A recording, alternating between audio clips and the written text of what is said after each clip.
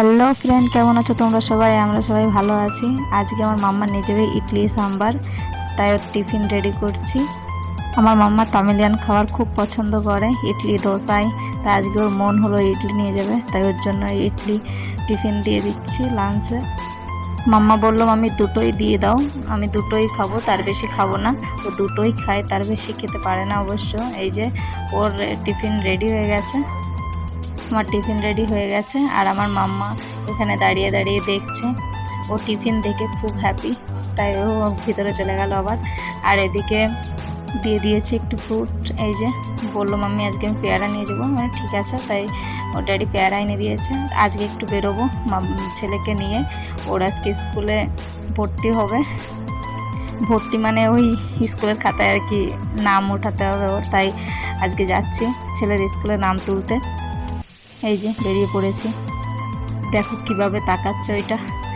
যাই হোক চলে এসছি স্কুলে। এই যে আমার ছেলের স্কুল। আমার মাম্মাও এই স্কুলেই পড়তো, এখন মাম্মা বড় স্কুলে চলে গেছে। এখন একে এই স্কুলেই পাঠাতে হবে, তার জন্য নাম তুলতে হবে এখন থেকেই। তাই চলে এসেছি নাম তুলতে। এই যে ম্যাডাম আরেকজনের নাম তুলছিল আমাদের আগে, তাই আমাদের দেখে বললো তাহলে তোমাদেরটা দাও, তোমাদেরটা তুলে দিচ্ছি। তাই আমাদের কাজটাই আগে করছে। আর এই যে বাচ্চাদের পড়াচ্ছে, ইনি এই স্কুলে রান্না করে, পড়ায় ও বাচ্চাদেরও। এই যে বসে বসে সব বাচ্চাদের পড়াচ্ছে।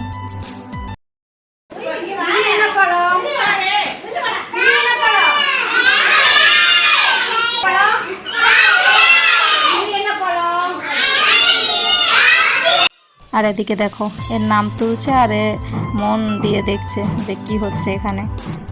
এই যে ছেলে আমার ভর্তি হয়ে গেছে, ছেলের বাপ এখন সিগনেচার দিচ্ছে।